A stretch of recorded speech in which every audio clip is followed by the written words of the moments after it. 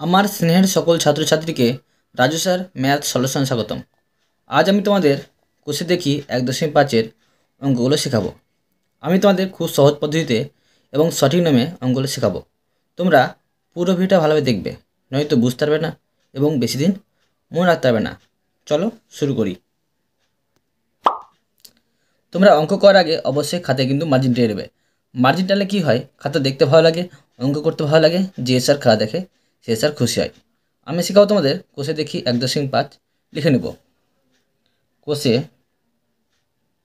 দেখি 1.5। তোমরা অঙ্ক করার সময় অবশ্যই কিন্তু পাশে বই রাখবে, তাতে তোমাদের বুঝতে সুবিধা হবে। প্রথমে 1 দাগের অঙ্ক শেখাবো। 1 দাগ লিখে নিলাম। প্রশ্নে কী করতে বলা হয়েছে দেখো। প্রশ্নে বলা হয়েছে স্কেলের সাহায্যে পি কিউ একটি সরল রেখাংশ আঁকি যার দৈর্ঘ্য 9 সেমি। পেন্সিল কম্পাসের সাহায্যে পি কিউ সরল রেখাংশকে সমদ্বিখণ্ডিত করে প্রতি অংশের দৈর্ঘ্য মাপি। তো আমি তোমাদের খাতায় সুন্দরভাবে শেখাচ্ছি। দেখো, প্রথমে 9 সেমি দৈর্ঘ্যের একটি সরল রেখাংশ অঙ্কন করব, আর সেটাকে পেন্সিল কম্পাসের সাহায্যে সমদ্বিখণ্ডিত মানে দুইটি অংশে ভাগ করব, দিয়ে সেগুলোর মাপ মেপে লিখব। দেখো, 9 সেমি দৈর্ঘ্যের একটি সরল রেখাংশ অঙ্কন করব। তো 0 থেকে ধরবে আর 9 সেমি পর্যন্ত নিয়ে যাবে। নাম দিতে হবে এটার পি কিউ। P Q. এবার এটাকে সমদ্বিখণ্ডিত করতে হবে পেন্সিল কম্পাসের সাহায্যে। কীভাবে করবো দেখো, এখানে বসাবে, বসে নিয়ে এই দাগটার অর্ধেকের চেয়ে একটু বেশি নেবে, দিয়ে কিন্তু কাটবে। এখানে কাটবে আর এখানে কাটবে, দিয়ে আবার এখান থেকে এখানে কাটবে, আবার এখানে কাটবে। এখানে একটু কম পড়েছে, আমি একটু বড় করে দিলাম। কাটা হয়ে গেল। এবার কিন্তু আমি স্কেল আর রুল দিয়ে দাগটা মিলিয়ে নেব। দাগটা মিলিয়ে নিলাম। এখন দেখো, এখানে কিন্তু ও বিন্দুতে ছেদ করেছে। তো এবার কি করতে হবে, যে এই সমদ্বিখণ্ডিত মানে দুটি অংশের দৈর্ঘ্যের মাপটা কিন্তু এখানে লিখতে হবে। তো আমি এবার খাতায় কিন্তু লিখে নিচ্ছি। দেখো, প্রথমে লিখব পি কিউ, এটা সরল রেখাংশ, সরল রেখাংশ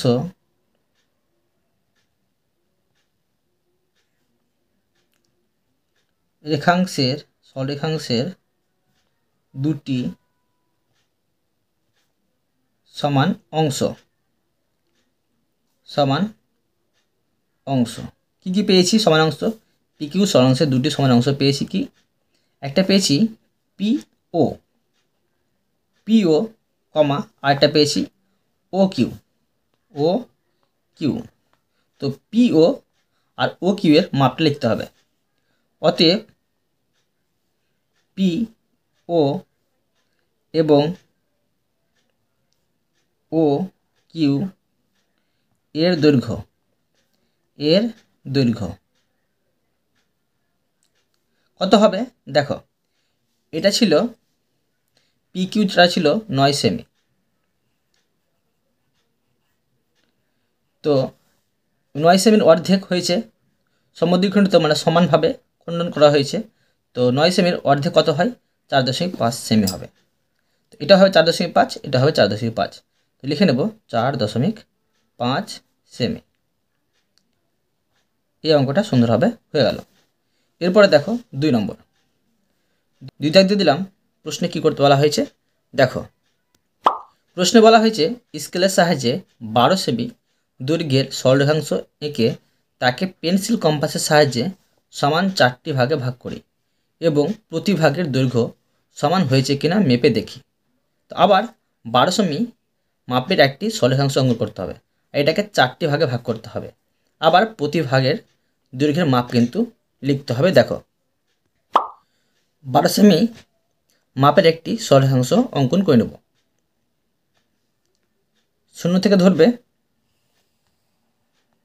12 সেমি পর্যন্ত একটি সরলরেখাংশ অঙ্কন করলাম। এর নাম কিন্তু প্রশ্নে দেওয়া ছিল না, তো নিজে থেকে নাম দিতে পারি। নাম দিয়ে দেব MN। এবার আমি একে প্রথমে সমদ্বিখণ্ডিত করব, মানে সমানভাবে দুটি অংশে ভাগ করব। তো আবার এর অর্ধেকের থেকে একটু বেশি নিব, বেশি নিয়ে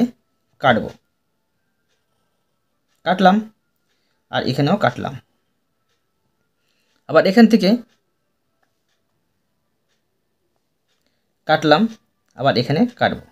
আবার এখানে কম পড়ছে একটু, এখানে আমি বড় করে নেব। এবার আমি স্কেল আর রুল দিয়ে এটাকে মিলিয়ে দেব। এখন এটা দুটি খণ্ডে ভাগ হয়ে গেল। তো এখানে লিখতে পারি, ধরো P লিখে দিলাম। এবার এই খণ্ডটাকে দুটি অংশে ভাগ করব, আর এই খণ্ডটাকে দুটি অংশে ভাগ করব। দেখো, আবার আমি M থেকে বসিয়ে এর থেকে অর্ধেকের বেশি মাপ নিয়ে কাটলাম, আবার অর্ধেকের বেশি মাপ নিয়ে কাটলাম। কাটার পরে আবার আমি এখান থেকে মাপ নিয়ে এখানে কাটলাম, আবার এখানে কাটলাম। এবার আমি এটা মিলিয়ে নেব।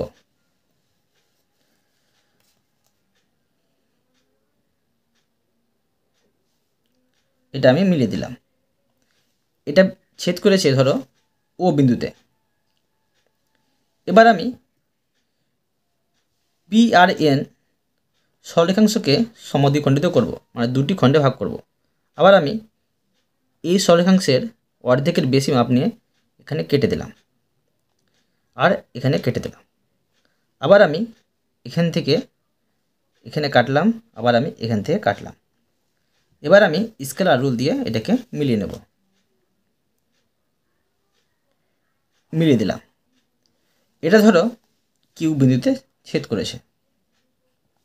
এখন দেখো MN সরলরেখাংশটা ছিল 12 সেমি। 12 সেমি। একে 4টি খণ্ডে ভাগ করলাম। তো প্রতিটি খণ্ড কত করে হবে? 12কে 4 দিয়ে ভাগ করলে 3 করে হয়, মানে 3 সেমি করে এককটা সরলরেখাংশ হবে। কিন্তু প্রশ্নে বলা হয়েছে যে প্রতি ভাগের দৈর্ঘ্য সমান হয়েছে কিনা মেপে দেখি। তো প্রতি ভাগের দৈর্ঘ্য কিন্তু সমান হয়েছে। তো এখানে আমি অতএব দিয়ে লিখে নেব, অতএব মেপে দেখলাম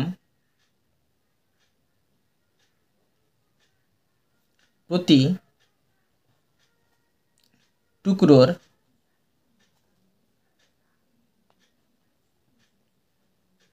দৈর্ঘ্য সমান। তোমরা চাইলে কিন্তু মেপে দেখে নিতে পারো। বুঝতে পারলে? এবার দেখো 3 নম্বর। 3 দাগ দিয়ে দিলাম। প্রশ্নে কি করতে বলা হয়েছে দেখো। প্রশ্নে বলা হয়েছে চাঁদার সাহায্যে 72 ডিগ্রি কোণ আঁকি। পেন্সিল কম্পাসের সাহায্যে কোণটিকে সমদ্বিখণ্ডিত করি। চাঁদার সাহায্যে মেপে দেখি কোণটি সমদ্বিখণ্ডিত হয়েছে কিনা। তো দেখো আমি খাতে করে দেখাচ্ছি। প্রথমে একটি সরলরেখাংশ অঙ্কন করে নেব।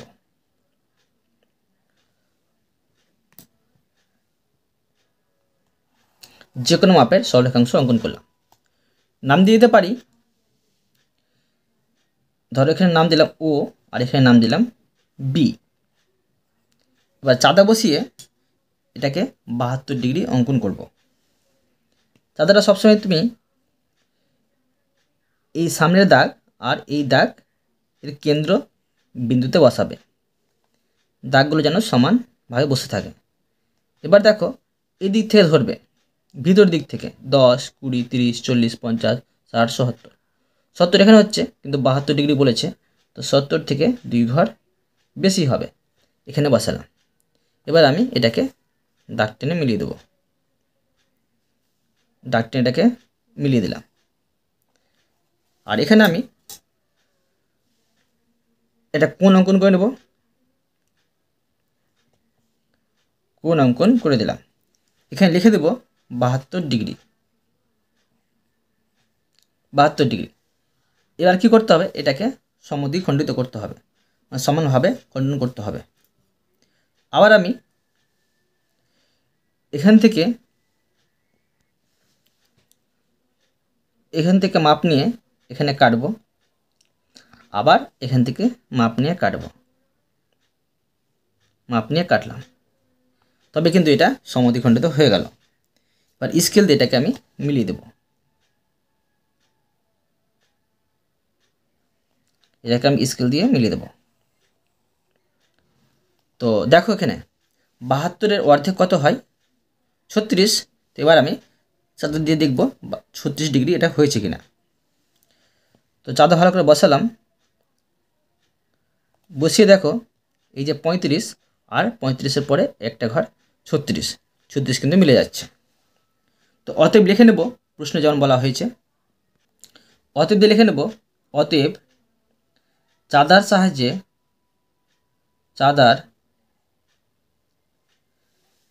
তার আগে এখানে লিখে নিতে পারি এ, আর এখানে ধরো ডি লিখে দিলাম। এবার লিখতে পারি চাঁদার সাহায্যে মেপে দেখলাম দুটি কোণের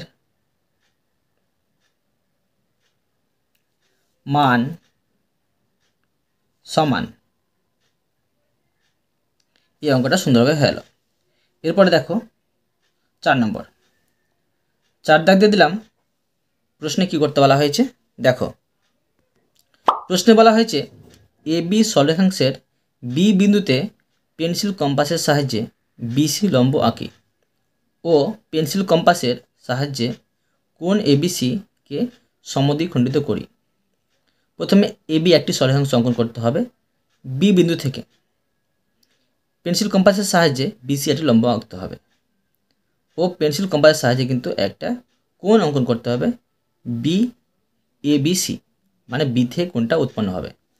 হাতে করে দেখাচ্ছি দেখো, প্রশ্নে কোনো মাপের কথা বলা হয়নি, তো যে কোনো মাপের একটা আমি এ বি সরলরেখাংশ অঙ্কন করব। যে কোনো মাপের একটি এ বি সরলরেখাংশ অঙ্কন করলাম, নাম দিয়ে দেব এ বি। প্রশ্নে বলা হয়েছে বি বিন্দু থেকে একটি লম্ব অঙ্কন করতে বলা হয়েছে। তো লম্ব অঙ্কন করব, সেই জন্য এখানে আমি 90 ডিগ্রি একটা কোণ তৈরি করে নেব বি বিন্দু থেকে। 90 ডিগ্রি কোণ এভাবে করতে হয়, একটা বৃত্তচাপ কাটলাম, আবার একটি বৃত্তচাপ কাটলাম, আবার একটি কাটবো, এখানে কাটবো একটা, আবার এখানে কাটবো একটা, আবার আমি এখান থেকে এখানে কেটে দেবো, কাটলাম। এবার দাগ টেনে এটাকে আমি মিলিয়ে দেবো বি বিন্দু থেকে, মিলিয়ে দিলাম, লম্ব তৈরি করা হলো। এখানে লিখতে পারি সি। এবার কি বলা হয়েছে, যে একটি কোণ কিন্তু তৈরি করতে বলা হয়েছে এ বি সি, মানে বি থেকে কিন্তু কোণটা তৈরি হবে। তো আবার আমি এখান থেকে আর এখান থেকে এটাকে আমি সমদ্বিখণ্ডিত হবে কেটে নেব যাবে,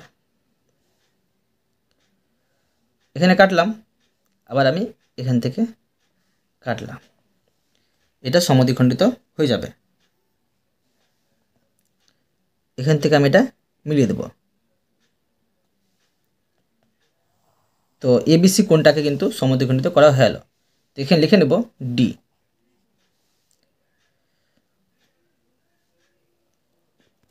প্রশ্নে এর সম্বন্ধে কিছু লিখতে বলা হয়নি, তো না লিখলেও কিছু হবে না, এটি করে ছেড়ে দিলাম।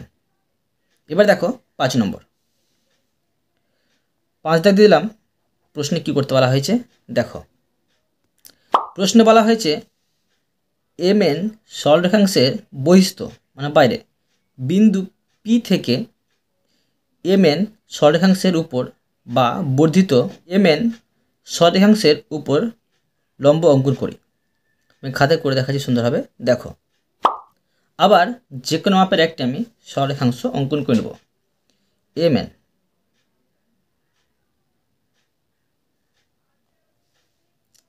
যে কোনো মাপের একটি সরলরেখাংশ অঙ্কন করলাম, এম এন।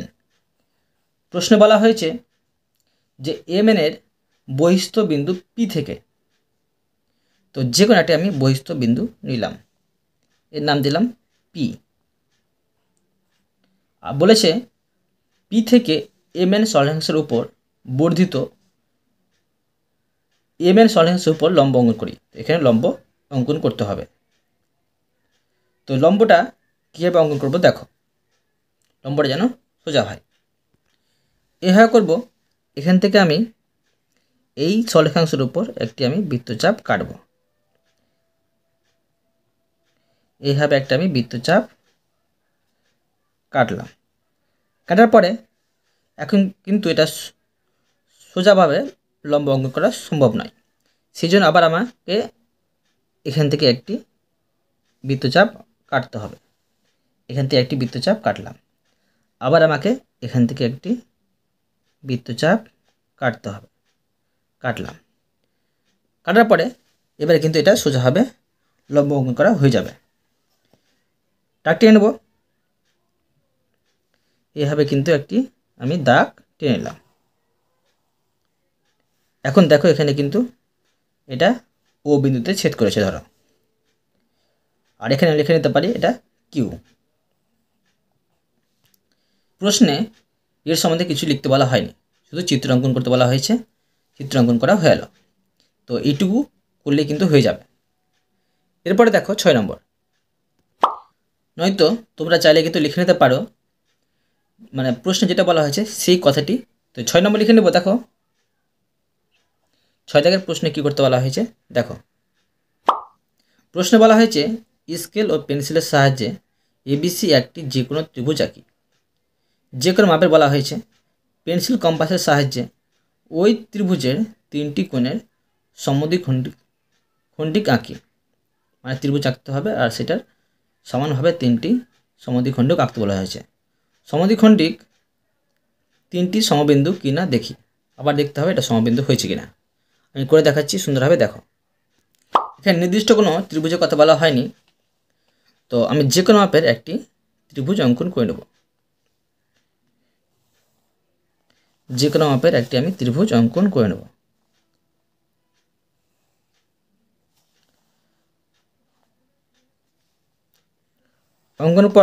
অঙ্কন করার পর নাম দিয়ে দেব এ বি সি। এবার এটাকে আমি পেন্সিল কম্পাসের সাহায্যে সমদ্বিখণ্ডিক করব। সেই জন্য এখান থেকে আমাকে একটি কোণ অঙ্কন করতে হবে। প্রতিটা জায়গা থেকে একটি করে কোণ অঙ্কন করব। কোণ অঙ্কন করছি। কোণ অঙ্কন করার পর প্রতিটি কোণকে সমদ্বিখণ্ড করব। প্রতিটি কোণকে সমদ্বিখণ্ড করার জন্য ধরো আমি বাইরে কাটব।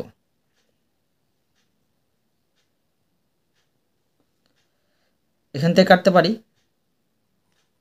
আবার আমি এখান থেকে কাটতে পারি। কেটে দিলাম।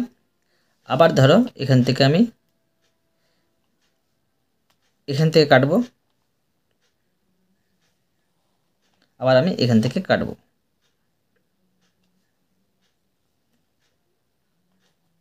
কাটলাম, আবার আমি এখান থেকে কাটব, মানে কোণটাকে সমদ্বিখণ্ড করছি সেই জন্য এখান থেকে কাটলাম। সরি, এখান থেকে কাটব, আবার এখান থেকে কাটব। কাটার পরে দাগগুলো কিন্তু মিলিয়ে নেব।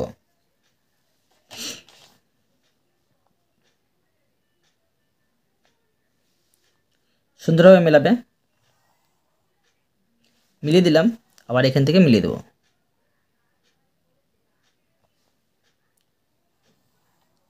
আবার এইভাবে মিলিয়ে দেব।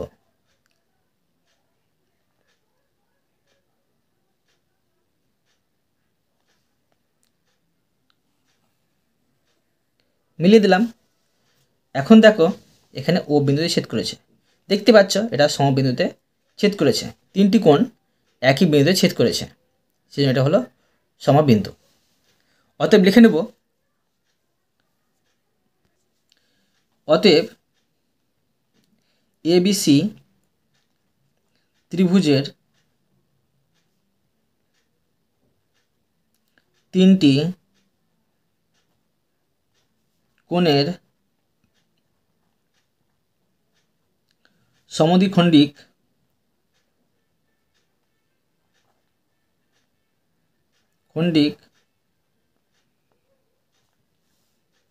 আঁকলাম।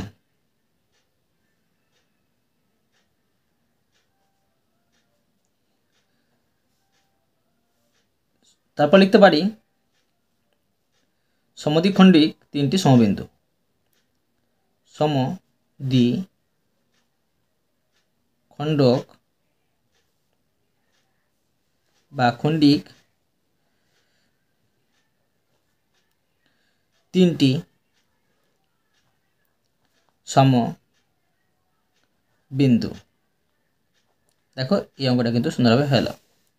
এরপরে দেখো 7 নম্বর, 7 দাগ দিয়ে দিলাম। প্রশ্নে কি করতে বলা হয়েছে দেখো। প্রশ্নে বলা হয়েছে চাঁদার সাহায্যে 80 ডিগ্রি ও 100 ডিগ্রি কোণ আঁকি এবং পেন্সিল কম্পাসের সাহায্যে 80 ডিগ্রি ও 100 ডিগ্রি কোণের সমান করে দুটি কোণ আঁকি, কোণ দুটি কিরূপ কোণ লিখি। তো করে দেখাচ্ছি, দেখো। প্রথমে চাঁদার সাহায্যে একটি 80 ডিগ্রি কোণ অঙ্কন করব।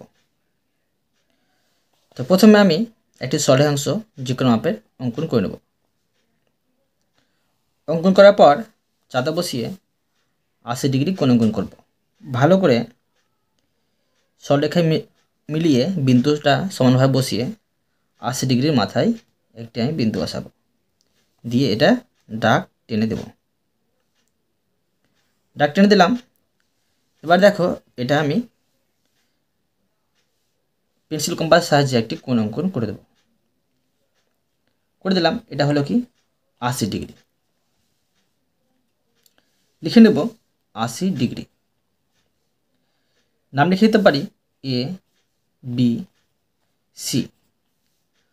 প্রশ্নে বলা হয়েছে যে এর মাপ নিয়ে কিন্তু একটি আবার পেন্সিল কম্পাসের সাহায্যে কোণ অঙ্কন করতে হবে। তো করে নিচ্ছি, দেখো। তো যে কোনো মাপের একটি আমি আবার সরলরেখাংশ অঙ্কন করছি।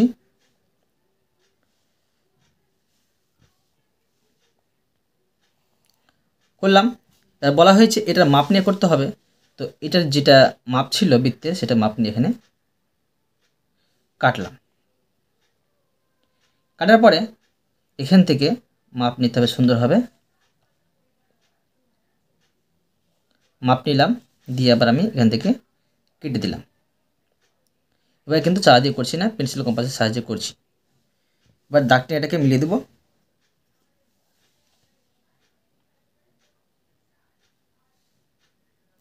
এটা কিন্তু সুন্দরভাবে হয়ে গেল। এখানে নাম লিখে দেব ABC, আর এখানে 80 ডিগ্রি। দেখো এটা কিন্তু 80 ডিগ্রিটা 90 ডিগ্রির চেয়ে কম। তো আমরা কি জানি 90 ডিগ্রির চেয়ে ছোট কোণকে বলা হয় সূক্ষ্মকোণ। তো লিখে নেব এটা সূক্ষ্মকোণ। লিখতে পারি ABC মানে কোণ ABC সমান 80 ডিগ্রি সূক্ষ্মকোণ।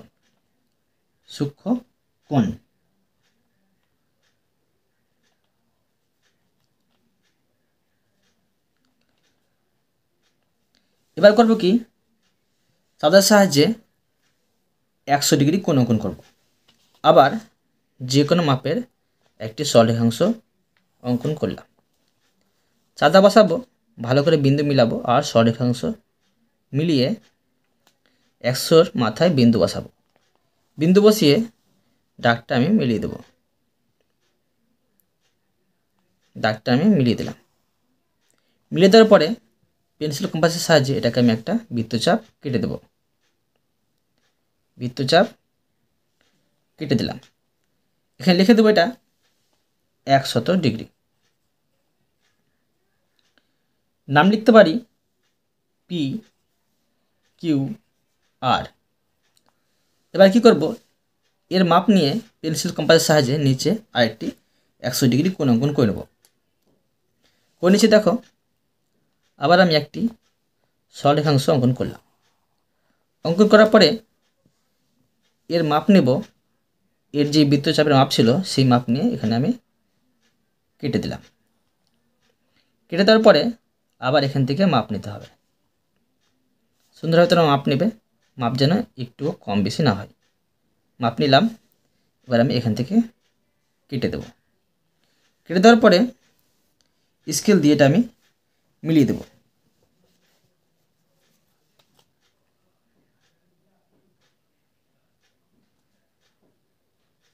এটা আমি মিলিয়ে দিলাম। নাম দিয়ে দেব পি কিউ আর, আর এখানে লিখে নেব 100 ডিগ্রি। এটা কোন কোণ জানো? এটা হচ্ছে 90 চেয়ে বেশি, তো এই কোণকে বলা হয় স্থূল কোণ। 90 চেয়ে বড় আর 180 চেয়ে ছোট কোণকে বলা হয় স্থূল কোণ। তো অতএব লিখে নেব কোণ পি কিউ আর সমান 100 ডিগ্রি। এটা হচ্ছে স্থূল কোণ, স্থূল কোণ। এই অঙ্কটা কিন্তু সুন্দরভাবে হয়ে গেল। এরপরে দেখো 8 নম্বর। 8 দাগ দিয়ে দিলাম। প্রশ্নে কি করতে বলা হয়েছে দেখো। প্রশ্নে বলা হয়েছে স্কেল ও পেন্সিলের সাহায্যে এবিসি একটি যে কোনো ত্রিভুজ আঁকি। ত্রিভুজের 3টি বাহুকে পেন্সিল কম্পাসের সাহায্যে সমদ্বিখণ্ডিত করি। বাহুর সমদ্বিখণ্ড 3টি সমবিন্দু কিনা দেখি। এই প্রশ্নটা দেখো 6 নম্বর প্রশ্ন মতো আছে, কিন্তু দেখো একটু আলাদা আছে। এখানে কি করতে হয়েছিল, যে কোণকে বা 3টি কোণকে সমদ্বিখণ্ড করতে হয়েছিল। এখানে বলা হয়েছে 3টি বাহুকে সমদ্বিখণ্ড করতে হবে।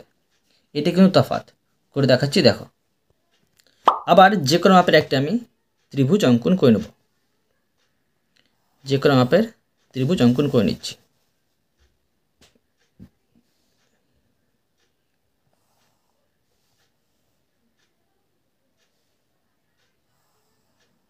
নাম দিয়ে দেব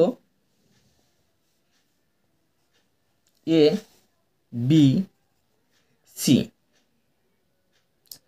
কি করতে বলা হয়েছে, এখানে কিন্তু কোণকে সমদ্বিখণ্ড করতে বলা হয়নি, বাহু 3টিকে সমদ্বিখণ্ড করতে বলা হয়েছে।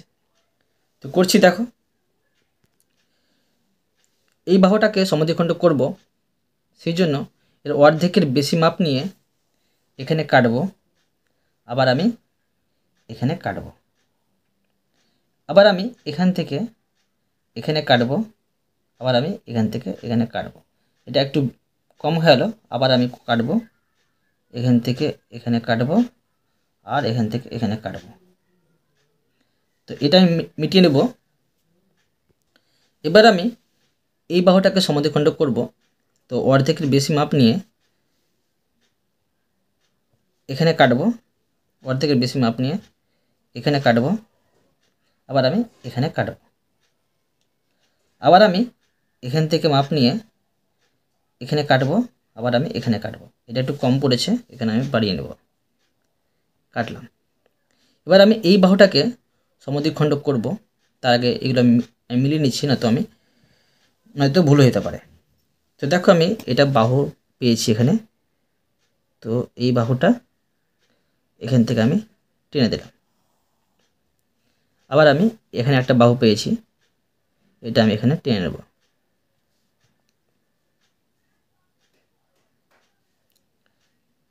টেনে নিলাম।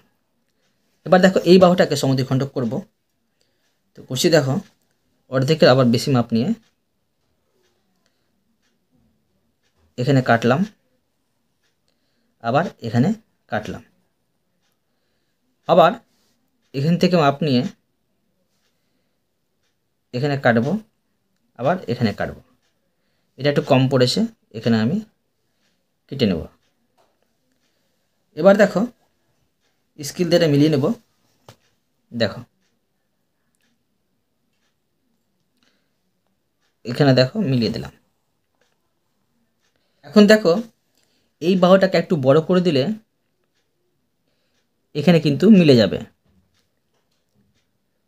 বুঝতে পারলে? এখানে কিন্তু মিলে যাবে, মিলে গেল। তো দেখো এখানে কিন্তু মিলিত হয়ে গেছে, তিনটি বাহুর বিন্দু কিন্তু এক জায়গায় মিলিত হয়ে গেছে। তো বোঝা যাচ্ছে কি এটা সমবিন্দু। তো অতএব লিখে নেব,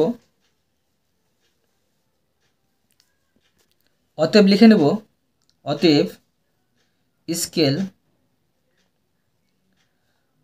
ও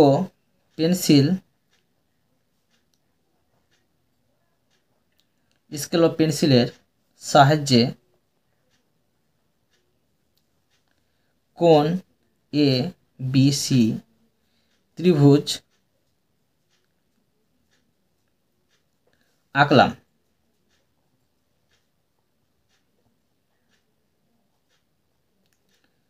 তিনটি বাহুকে পেন্সিল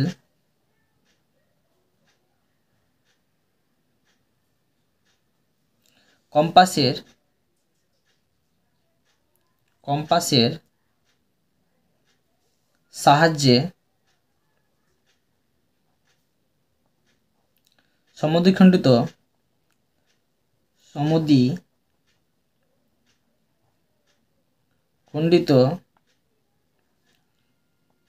করলাম।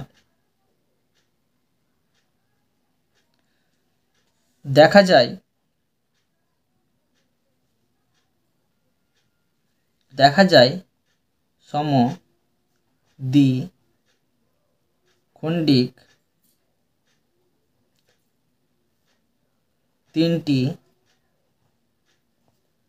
সমবিন্দু। দেখো এই অঙ্কটা কত সুন্দরভাবে হয়ে গেল। আমি তোমাদের প্রতিটি অঙ্ক খুব সুন্দরভাবে সহজ পদ্ধতিতে বোঝালাম। আশা করি তোমরা প্রতিটি অঙ্ক ভালোভাবে বুঝতে পেরেছো। তবুও কোথাও যদি বুঝতে না পেরে থাকো আমাকে কমেন্টে জানাবে, আমি তার জন্য ভিডিও নিয়ে আসবো বা অ্যান্সার দেওয়ার চেষ্টা করব। আর অবশ্যই তোমরা এই ভিডিওতে লাইক করে দেবে এবং পরবর্তী ভিডিওর জন্য চ্যানেলটিকে সাবস্ক্রাইব করে নেবে। ধন্যবাদ।